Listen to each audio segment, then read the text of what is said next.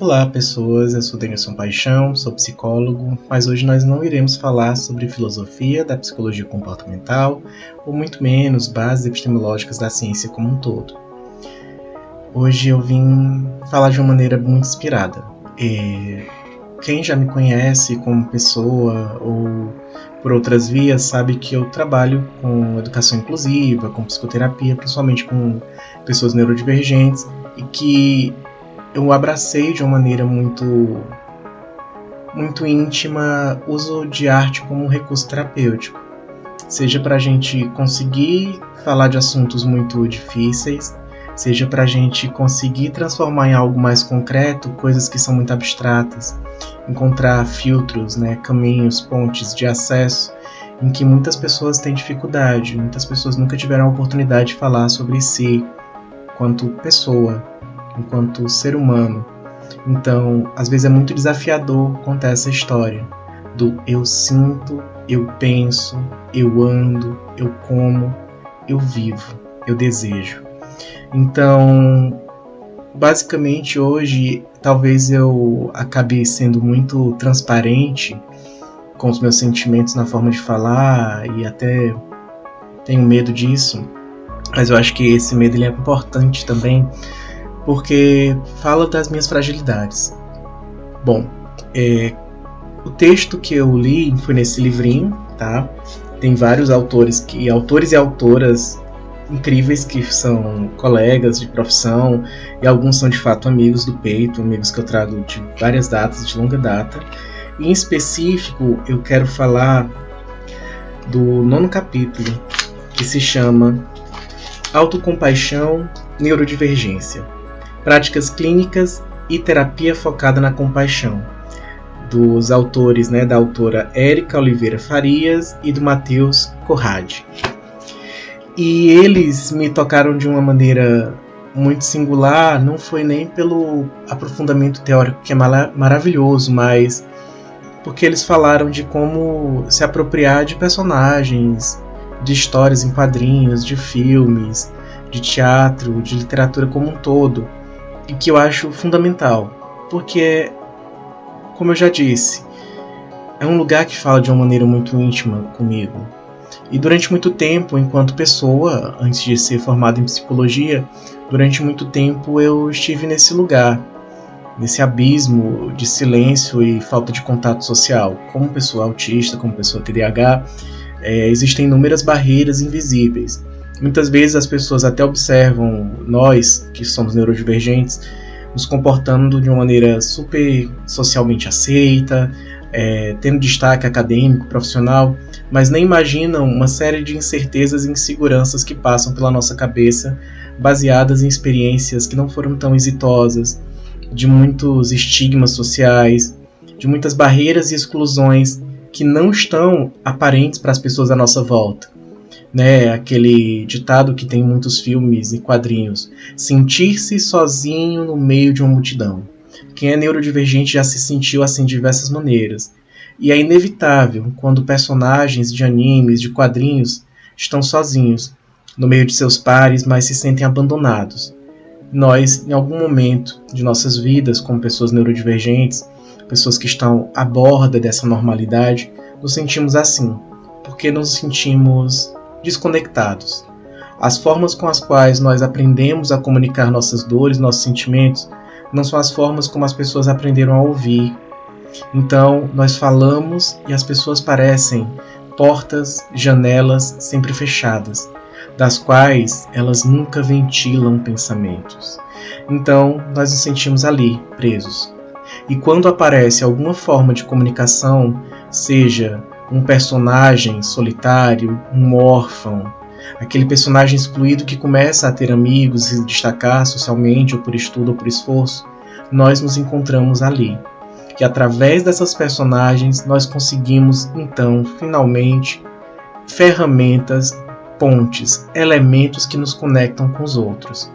Então, inadvertidamente, meio que o mundo da cultura pop, ela conseguiu aglutinar uma série de pessoas, como eu, pessoas neurodivergentes, Mas não só, talvez de uma maneira muito sutil, várias outras minorias, elas também se encontram de uma certa maneira muito íntima com algumas obras, como por exemplo, é muito comum vocês pegarem minorias, né, de gênero e de diversidade sexual se identificando com os X-Men, porque basicamente eles são humanos como qualquer outro, mas eles são excluídos como uma ameaça. Ou talvez, né, nessa falta de representatividade tão clara, a gente acaba se identificando com personagens específicos. É muito comum dentro dos quadrinhos, do universo dos quadrinhos, personagens de coloração verde, e que especificamente, curiosamente, eles também são excluídos de certa maneira, né? Eles estão ali à margem da sociedade.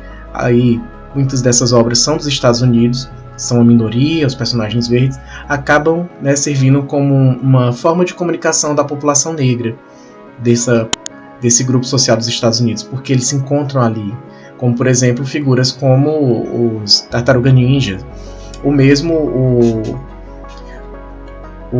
meu Deus, o John da DC, o Marciano, que agora não vou lembrar o nome dele, o Caçador de Marte, né? Então, muitas dessas figuras, elas acabam servindo de uma referência diante de uma invisibilidade e de um silenciamento social que nós passamos durante muito tempo. Por quê?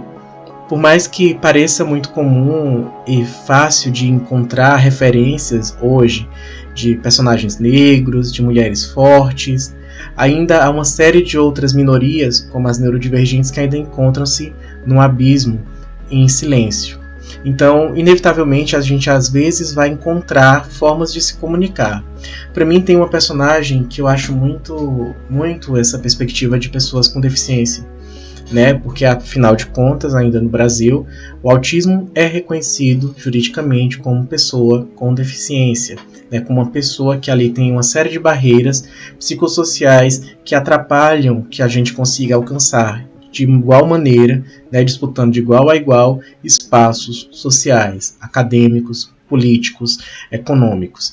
Então nós somos uma minoria em função, né, desta desigualdade psicossocial. Então há uma deficiência psicossocial, há uma deficiência na sociedade conseguir nos acolher, nos dar oportunidade, nos dar um desenvolvimento tão pleno. E aqui eu me apego muito a uma perspectiva neuroafirmativa, tá?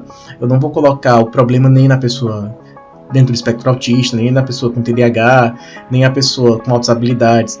Todas as neurodivergências, elas têm uma dificuldade, e a barreira, a grande deficiência é puramente social e política, certo? De acessibilidade e de sensibilidade, de afetos. Então, eu acho importante nós deslocarmos, inclusive, essa discussão da pessoa ser um problema, da pessoa neurodivergente ser um problema, e deslocarmos isso para a falta de acessibilidade e as barreiras que existem para que nós consigamos estar juntos com os outros. Sermos comunidade, assim que é um direito nosso, com os outros. Então, uma personagem que me chama muita atenção e que me foi um presente, porque foi muito próximo da época que eu tive meu diagnóstico tardio, aos 35 anos, foi o Mashley, do anime Mashley, Músculos e Magia. Em um mundo em que todo mundo usa magia, uma única pessoa não ser capaz de usar magia, para mim, é uma excelente metáfora para a neurodivergência ou para pessoas com deficiência. E mesmo assim, aquele personagem ele não busca de maneira alguma utilizar-se das ferramentas normativas típicas da população, a magia. Ele usa seus músculos.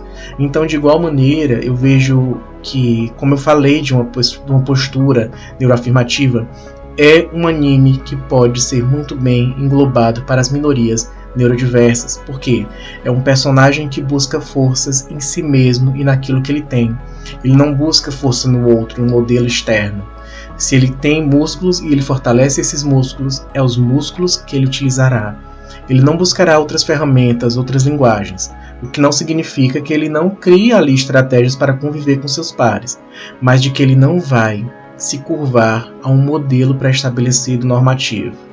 Então, de uma maneira, inclusive porque é um anime, um mangá muito hilário, ele tem muita comédia, e a gente acaba entrando nessa brincadeira de como é surpreendente como ele supera as situações difíceis e como as pessoas não vou dizer, né, vamos fazer a metáfora, neurotípicas se surpreendem como alguém sem magia consegue ser tão fantástico. E é dessa igual maneira que eu vejo meus pares, pessoas neurodivergentes com diagnóstico tardio, como é incrível como nós chegamos tão longe, sendo tão diferentes e com poucas ferramentas à nossa disposição, e mesmo assim fazendo coisas fantásticas, fazendo a magia de existir e de sobreviver. Então, nesse capítulo sobre autocompaixão, ele me lembra muito dessa perspectiva. Porque muitos de nós, neurodivergentes, durante o percurso longo de nossa vida, até finalmente termos um diagnóstico, até finalmente entrarmos em psicoterapias e outras formas de autocuidado com profissionais, né, adequados, como é difícil e duro. A quantidade de estresse invisível que outras pessoas invalidam porque nós estamos vivenciando situações difíceis. Por exemplo, o quão difícil era para mim simplesmente ir até qualquer supermercado, pedir ajuda a qualquer profissional do supermercado quando eu não encontrava um produto, porque para mim era uma barreira terrível conseguir iniciar uma comunicação. Imagina como é estressante para uma pessoa que para todas as outras à sua volta conseguem livremente chegar, ir e vir, conversar, pedir ajuda. Para mim era sempre excruciante, era desafiador, era doloroso, era estressante. E isso marcava meu corpo. E isso me cansava de uma maneira diferencial dos meus amigos. De igual maneira, uma dificuldade de relaxar, sempre estando hipervigilante às possibilidades de erro. Como pessoa com TDAH, isso eu demorei muito a perceber que eu tinha TDAH, eu só fui descobrir por conta que a minha psiquiatra ela conseguiu fazer essa identificação, como eu tinha um cuidado, uma lentidão motora para colocar um copo numa mesa para não fazer barulho. Porque se eu fosse fazer com a velocidade comum que meu corpo gostaria, ele iria fazer um som estridente, iria chamar a atenção. E aí volta pro autismo. Eu não queria chamar a atenção, porque isso me estressava. Então sempre estava hipervigilante para evitar situações e circunstâncias que me colocavam no centro. Mas curiosamente, um corpo neurodivergente ele se destaca. Mesmo que você não queira, mesmo que você não goste, você, de alguma maneira, você vai entrar em destaque.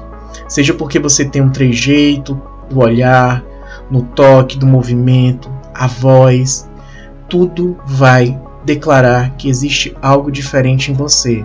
Mesmo que você não queira, você estará no centro de vários problemas. E aí vem o terceiro problema que a gente se encontra, a evitação ou a submissão.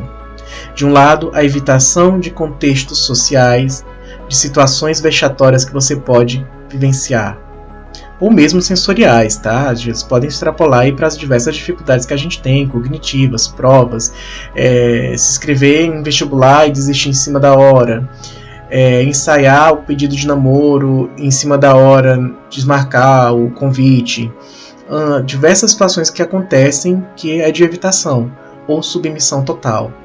Adotar de uma maneira indescritível, indiscutível, a norma posta. Ser impecável em tudo. Se for um bom estudante, sempre vai ter que tirar 10. Sinalizar tirar um 9 é perder o status de ser uma pessoa normal. Se é uma pessoa que dança muito bem, de igual maneira. Uma pessoa que conversa muito bem, de igual maneira. Então todas as formas que nós temos de compensar seriam uma forma de submissão. Estávamos nos submetendo a uma microviolência para agradar nossos pares neurotípicos e para não sofrer mais nenhuma sanção social de desprezo, de abandono, ou seja lá qual sentimento que a gente sinta. Pois bem, esse texto, volta a dizer, quando ele traz de volta a arte como uma forma de produzir uma conversa de autocompaixão e que também é importante validar os interesses desse paciente, desse cliente que chega para mim, que chega para você, psicólogo que pode estar me ouvindo, que chega, se você é neurodivergente ou uma pessoa neurotípica, que essa pessoa que parece estranha, tão infantilizada, que gosta de animes, que gosta de quadrinhos, que gosta de videogame, é a linguagem que ela consegue capturar o mundo, é uma forma com a qual ela consegue transitar e encontrar formas de existir, de sobreviver. Então, muitas vezes, aquilo que parece tão estranho, que parece uma fuga, na verdade é uma ferramenta rica para você alcançar um diálogo com uma pessoa neurodivergente, uma pessoa autista. É muito comum, por exemplo, mães de crianças, adolescentes também, dentro do espectro autista, gostarem de cartinhas Pokémon. E eu super fico feliz, porque eu tenho cartinhas Pokémon, né? Eu não jogo, porque eu não tenho tempo para isso, mas eu acho maravilhoso aquelas grafuras, aqueles desenhos, ilustrações, né? Eu desenho, eu pinto também nas horas vagas, obviamente não como profissional, mas como uma forma de autocuidado e de prazer, e simplesmente ver aquelas cartinhas, todas aquelas cores, aquela harmonia, aqueles traços, para mim é encantador. Então imagine como é para uma pessoa adulta, muitas vezes, ter que esconder coisas que as fazem bem e abraçar com unhas e dentes algo que é só para agradar a terceiros. Sei lá, falar de carros, decorar marcas de carros, quando na verdade ela queria falar apenas sobre as calotas do carro, porque ela acha lindo as calotas do carro, mas ninguém entenderia isso. Então, seguindo adiante, falar sobre arte para mim muitas vezes eu digo isso em público para colegas, eu boto em postagens. Para mim, a arte alcança lugares que eu, mesmo sendo neurodivergente, às vezes não consigo alcançar do coração dos meus clientes. Porque a arte ela tem a capacidade de nos pegar desprevenido. Enquanto você muitas vezes vem para a psicoterapia e você vem preocupado, você vem intenso porque você está preparado para falar de assuntos dolorosos e muitas vezes essa ânsia e esse medo te surpreende que você não consegue abrir a boca e falar, você simplesmente emudece, a arte te pega desprevenido. E às vezes você está lá simplesmente assistindo seu anime, assistindo seu filme, lendo seu livro, uma poesia, e aquelas palavras, e aquelas gravuras, e aquela sequência de imagem, aquele roteiro, te coloca naquele mesmo lugar que você entende muito bem como é o sofrimento. E a partir daquela metáfora, você consegue falar para outra pessoa como você se sente. Você consegue se sentir acolhido. Você consegue se sentir humanizado. Então vejam só, não desconsiderem o potencial abstrato, bonito, vantajoso, fantástico, mágico, que a arte pode trazer para o seu espaço clínico. E mais do que isso, inclusive, muitas vezes as pessoas, inclusive teóricos de psicologia, tendem a tratar a arte como um escapismo da realidade. Tudo que é lúdico é para fugir do mundo e da materialidade. E eu aprendi com professores de game design, como a professora Mônica de Faria, dos Jogos Imaginários, que é da Federal de Pelotas, em uns cursinhos que ela deu durante a pandemia online, que ela tem uma outra leitura. Os jogos, assim como as outras formas de artes, na verdade não são uma forma de escape. São uma forma de nos vincularmos, com que existe mais material nas nossas vidas, porque aquelas variáveis são significativas para nós, como também é uma forma de nos tornar mais potentes possíveis, porque o lúdico é uma forma potente que nós temos. Se existe algo fantástico, incrível, transformador nos seres humanos, é a capacidade criativa, é a capacidade de rir, é a capacidade de fazer sentir, é a arte, é ser lúdico. Inclusive, dentre esses autores, existe uma classificação de homos ludens, em que não faria sentido que nós fôssemos vistos como homens racionais, homo sapiens, mas sim que nossa capacidade criativa, a forma de sentir, a capacidade e a potência de sobreviver enquanto há sons batucando, enquanto há luzes piscando, enquanto há sorrisos e alegrias, enquanto há uma efervescência mágica da arte. Nós estamos ali, sobrevivendo. Mais do que sobrevivendo, talvez. Enquanto houver arte, nós estaremos vivendo. E é nisso que eu quero tocar. Muitas vezes a gente quer se apegar a uma materialidade que ela só nos afunda muito mais. Porque o mundo é perverso. Não é sobre esquecer que esse mundo material existe, mas só focar o nosso olhar sobre tudo que é mais terrível, odioso e vulnerável do mundo não nos trará potência de mudança. Não nos fará olhar para aquilo que existe mais fantástico em todos nós. Então, se eu, por exemplo, como uma pessoa dentro do espectro autista, tivesse receio de me comunicar aqui, talvez eu nunca tivesse feito um primeiro vídeo, talvez eu nunca tivesse tido feedbacks de colegas e amigos queridos e queridas, e eu não continuaria fazendo. E simplesmente abandonaria esse momento lúdico, que para mim isso aqui é lúdico. Isso aqui é transformador. Isso aqui é um encontro com você que está aqui me ouvindo e me vendo. Então, se eu simplesmente olhar somente para o lado negativo e destruidor da minha condição do espectro autista, eu simplesmente nunca abriria essa câmera, nunca teria feito nada na minha vida, porque sempre estaria exposto a situações extremamente estressoras. Enfrentar tudo isso e aceitar que eu nunca serei tão bom quanto uma pessoa neurotípica, performando na frente de uma câmera, isso me ajuda e me fortalece, porque eu não vou ter mais medo de ficar na frente de uma câmera. Eu vou entender que em algum momento eu vou fazer uma cara esquisita que você vai achar estranho e tá tudo bem. Desde que você me ouça, desde que você entenda onde eu quero falar e o que eu quero tocar. Eu quero tocar o seu coração hoje. Eu quero que você saia daqui sabendo que é esse tom de conversa que sempre que eu tiver um pouquinho mais de coragem eu quero conversar de uma maneira autêntica. Eu quero falar dessa psicologia tão potente, né, que muitas vezes ela fica escondida de trás de tantos conceitos assustadores e assombrosos, como controle, previsão, controle aversivo, operação estabelecedora, estímulo discriminativo, e assim como tantas outras palavras que podem assustar.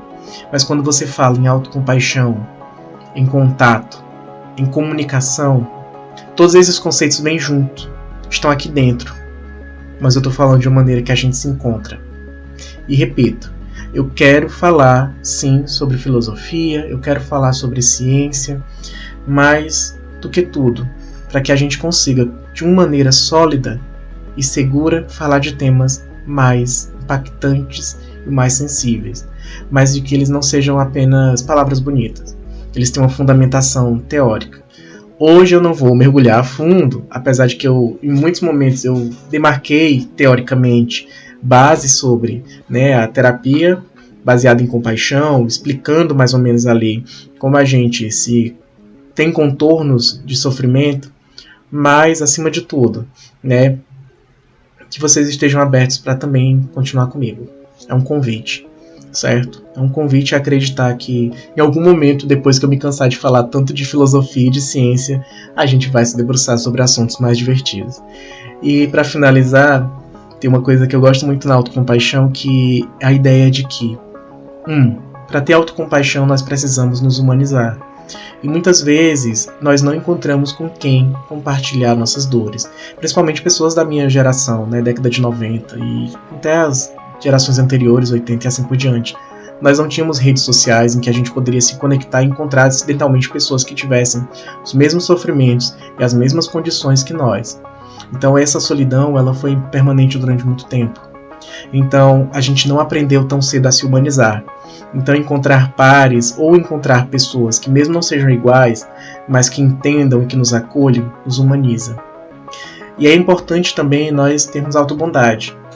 Inevitavelmente, alguma comunicação vai ser falha, alguma forma de controle inibitório não ocorrerá, alguma forma mais estabanada de comportamento psicomotor, algum hiperfoco vai tirar minha atenção dos meus familiares, dos meus amigos mais próximos, porque eu vou estar super focado em fazer um desenho específico com aquarela. Então, gente, desculpa, mas é meu corpo e tá tudo bem. E todo mundo em algum momento falha. E por fim, focar no tempo presente. O que é que nós temos agora? E abandonar todos os medos e ridicularizações perversas que atravessam a nossa cabeça. Mas e agora? Eu estou falando coisas que estão tocando meu coração, que estão alinhadas com meus valores? Se sim, então vale a pena ser um pouquinho ridículo e fazer um vídeo dessa maneira tão íntima, tão autorreveladora, né, com autorrevelações, sensível, porque estar no presente me fortalece. Me vulnerabilizar faz parte do processo, porque eu também sou humano. Humanos também erram, e humanos também sorriem no tempo presente. Então, volto a dizer, é um livro maravilhoso, tem vários autores e autoras que eu conheço de verdade, de carne e osso, de ter encontrado com eles presencialmente, de ter conversado, de alguns ter compartilhado dores, de ouvir as dores deles, desafios, desventuras. São todos autores e autoras neurodivergentes. Se você é profissional de psicologia, da terapia cognitivo-comportamental, da análise do comportamento e mesmo das Terapias Comportamentais Contextuais é um livro que vale a pena. É um livro feito com carinho, com amor, com ciência, para transformação social mesmo, para alcançar pessoas que nem sempre a ciência, né, a terapia tradicional que a gente conhece, alcança. É preciso fazer ajustes e nada mais justo do que ouvir pessoas neurodivergentes, para cuidar de pessoas neurodivergentes, para entender pessoas neurodivergentes. Então, volto a dizer, fui pego de surpresa com o capítulo que fala de arte, não com as palavras que eu utilizei, obviamente aqui eu estou muito bem afetado, mas que deixa bem claro, precisamos criar pontes. A arte pode ser uma dessas pontes extremamente potentes. Então, te convido a sonhar, te convido a remexer nos seus quadrinhos, nos seus livros, nos filmes antigos que você tem vergonha de assistir, pode reassistir. Se você virou pai ou mãe, aproveite esse momento de se tornar uma pessoa boba de novo, sentar no chão, se sujar de areia. Abrace a ludicidade. Abrace o que você quer fazer no tempo presente, se faz sentido, e trará muito mais benefícios do que malefícios. Tudo bem sujar sua roupa, tudo bem parecer uma pessoa boba, comprando quadrinhos, bonequinhos. Se isso te faz bem, se isso te fortalece, se isso te conecta com coisas que te fazem sentir vontade de viver um pouco mais, transformar o mundo à sua volta, venha, só venha. E muito obrigado por ouvir, né, esta pessoa quase quarentona falando de coisas bobas e de sonhos e de fantasias, de magia. Porque afinal de contas eu acho que a psicologia é um artesanato, uma forma de magia de transformar vidas. Nós não usamos ferramentas materiais quase nunca. Quase tudo são palavras. Palavras que transformam. Palavras que nos transformam também enquanto nós ouvimos vocês, enquanto nós falamos coisas para vocês. Se eu não convenci vocês até agora, me desculpe, mas essa é a forma como eu faço, essa é a forma como eu sinto. E se você chegou até aqui, muito obrigado em me ouvir. Até mais.